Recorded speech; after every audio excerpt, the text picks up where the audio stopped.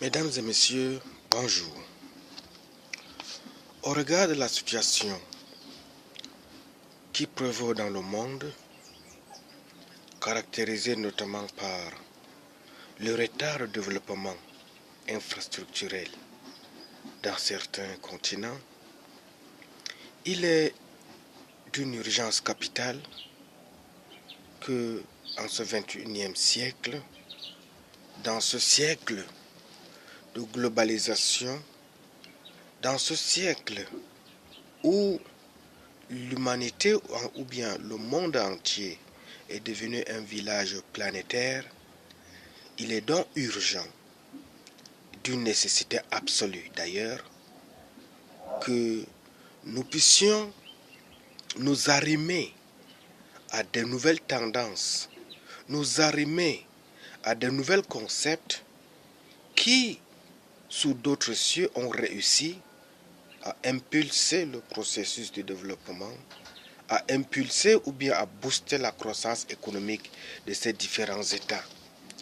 Et de cette problématique, je voudrais qu'on puisse ensemble, d'une manière plus exhaustive, parler un peu du partenariat public-privé qui est une source d'autonomie directe qui permet aux entités privées, qui permet aussi aux institutions publiques ou bien parapubliques de pouvoir fédérer les énergies et de trouver un moyen complémentaire pour apporter une solution et booster la croissance, ou bien pour fédérer les efforts pour pouvoir résoudre un certain nombre de besoins infrastructurels qui sont les terreaux ou bien les canaux du développement. Parlant donc du partenariat public-privé,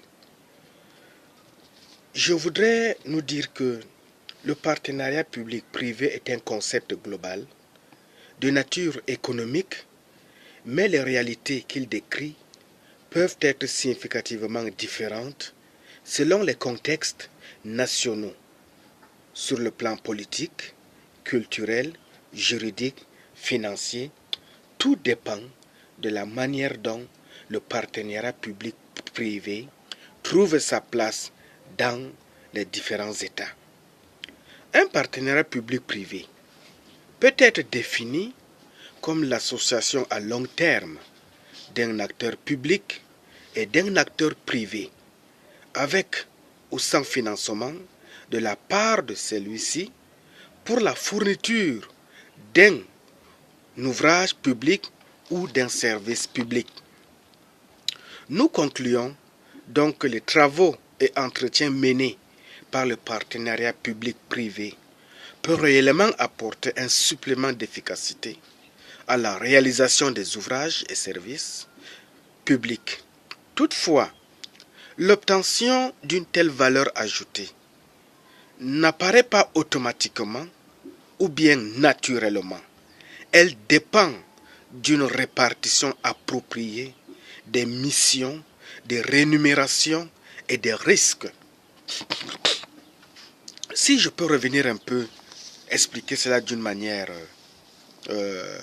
pratique, je voudrais pour cela dire que en ce moment, pour pouvoir développer notre continent africain, pour développer nos États, nous avons besoin des sources supplémentaires. Des sources supplémentaires au regard de l'économie numérique qui est en train de s'imposer au monde. Au travers de cette économie numérique, il y a des versions de monnaie électronique ou bien des instruments de change comme TBC qui puisent sa valeur ajoutée, qui puisent sa force et sa puissance au sein de la communauté qui constitue ses membres. Et TBC a un credo, TBC a une charte, TBC a également un slogan qui est celui de tous pour un pour tous. C'est-à-dire, c'est l'ensemble de cette communauté qui constitue la valeur ajoutée de cet instrument. Et c'est cette communauté-là, une fois opérationnelle, peut en divers lieux, dans différents pays, sur différents continents, trouver une plateforme d'échange et d'écoute et de cerner les problématiques de développement dans chaque pays, de développement dans chaque région, de développement dans chaque zone et repenser un processus de mise en valeur pour pouvoir instrumentaliser, pour pouvoir instaurer un mécanisme sur lequel chaque membre de TBC devra donner son point de vue, apporter sa modeste contribution afin de dégager un fonds subséquent pour impulser le développement. Pour être beaucoup plus explicite, je dirais que le partenariat public-privé que TBC peut proposer au continent africain, que TBC peut proposer aux États africains, c'est celui par exemple de la construction d'une voie routière, d'un ouvrage routier, d'un ouvrage d'art, d'une école, d'un hôpital. Si dans une zone, il se pose un réel problème de route, c'est la communauté TBC de cette zone-là qui va s'asseoir, se pencher dessus, étudier le budget nécessaire, étudier les instruments nécessaires, étudier même les mécanismes, des voies et moyens par lesquels il va falloir procéder pour pouvoir construire une route. Et ils ne vont pas décider de construire ces routes seuls, mais étant partenaires privés, ils vont aussi s'appuyer sur le partenariat public avec les institutions étatiques et ensemble, d'un commun accord, ce TBC qui est privé va obtenir l'aval du public qui est l'État et ensemble, ils vont décider de réaliser cette route qui pose un sérieux problème de développement dans une région donnée. Là, je vous ai pris un exemple parmi des milliers.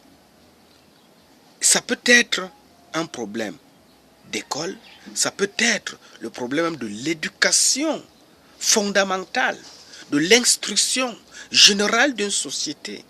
Ça peut être l'apport financier pour pouvoir booster la croissance au niveau des économies mixtes. Ainsi donc, vous comprendrez que à l'international, les partenariats publics-privés ont connu une importante croissance depuis les années 80 dans de nombreux domaines relevant de l'action publique sous diverses formes. Pourquoi sous diverses formes? Lorsque on scrute, on essaie de faire une recherche dans les pays développés. Ce ne sont pas forcément les institutions publiques qui ont impulsé le développement, mais le privé ou bien les institutions privées ont apporté leur noble construction, leur noble contribution pour pouvoir impulser le développement et qui fait aujourd'hui de ces États des États industrialisés. C'est pour cela que, mes frères et sœurs africains, si nous voudrons sortir de la pauvreté, si nous voudrions être une génération utile qui va apporter un changement radical sur notre continent noir, il nous faut une base solide. Et cette base solide que je vous propose, c'est TBC, qui est une communauté dont la valeur ajoutée est la constitution de ses membres humains, de sa ressources humaines, Et c'est cette ressource humaine-là qui va se pencher pour pouvoir apporter leur contribution dans le processus de développement dans chaque pays. Dans nos États, nous connaissons tous très bien le phénomène des tontines. Nous connaissons tous très bien le phénomène de comité de développement dans chaque région, dans chaque pays. Alors, ce sont ces comités de développement-là qui ont pris conscience de leur état, de leur retard en termes de développement, ont décidé que dans chaque village, les fils et les filles doivent s'asseoir pour réfléchir afin de mettre ou bien de créer dans un bref délai, à court, moyen ou long terme, un processus par lequel ils peuvent changer ce qui n'a pas marché depuis des années. C'est donc ce partenariat public-privé que je voudrais mettre à votre connaissance pour que TBC devienne, dans les années à venir, un instrument public qui va s'appuyer sur un instrument privé, qui va s'appuyer sur les institutions publiques et qu'ensemble, les deux instruments, les deux institutions puissent réfléchir ensemble, trouver un plan directeur pour pouvoir réaliser ne serait-ce que les infrastructures sociales de base. Aujourd'hui, la pauvreté du continent africain, lorsque on essaye d'étudier en profondeur, se situe au niveau des infrastructures sociales de base. Nos sœurs, nos mères meurent en couches parce que le plateau technique dans les hôpitaux n'est pas du tout équipé ou bien accuse un certain seuil de modernisme. Nos frères, nos parents, chacun de son côté, depuis des années, a au moins perdu un membre important de la famille dans un accident routier. Tout simplement parce que les routes que nous avons actuellement dans nos États, dans nos villes, sont nettement dépassées. Ce qui autrefois étaient des routes sont aujourd'hui devenues juste des pistes qui ne parviennent plus à permettre la cyclabilité des engins sur ces voies routières. Raison pour laquelle, au lieu de simples pistes routières, il nous faut désormais des voies ultra rapides.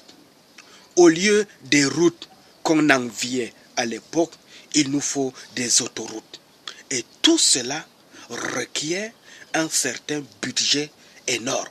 Et ce budget-là, nous n'allons pas toujours le chercher sous d'autres cieux, mais avec un instrument comme TBC, qui a en son sein une communauté importante, dont la valeur en termes d'échange se définit en grains d'or, en lingots d'or. Je crois que si les 1 milliard d'Africains que nous sommes aujourd'hui avons une place au sein de la communauté mondiale de TBC, je crois que mes frères et sœurs, nous serons très utiles, nous serons importants pour nous-mêmes apporter une solution de développement dans nos États. Là, je prends juste un exemple sur les voies routières. Nous avons besoin des industries. Aujourd'hui, les grands pays, les grandes nations qui se vantent de l'économie mondiale, aujourd'hui, ils se sont appuyés sur l'industrialisation de leurs infrastructures. Ce sont ces industrialisations-là qui aujourd'hui est en train d'injecter d'énormes croissances économiques, est en train de pomper énormément beaucoup d'argent dans le circuit du tissu économique national. Alors, si l'Afrique est le continent le mieux loti en termes de ressources naturelles, le mieux loti en termes de capital humain, qu'est-ce qui nous manque donc?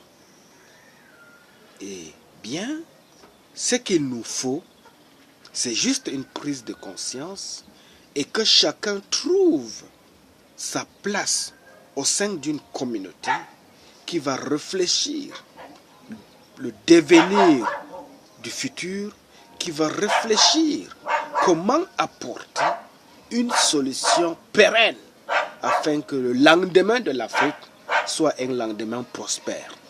Si vous m'avez suivi, je vous remercie et que Dieu bénisse votre compréhension.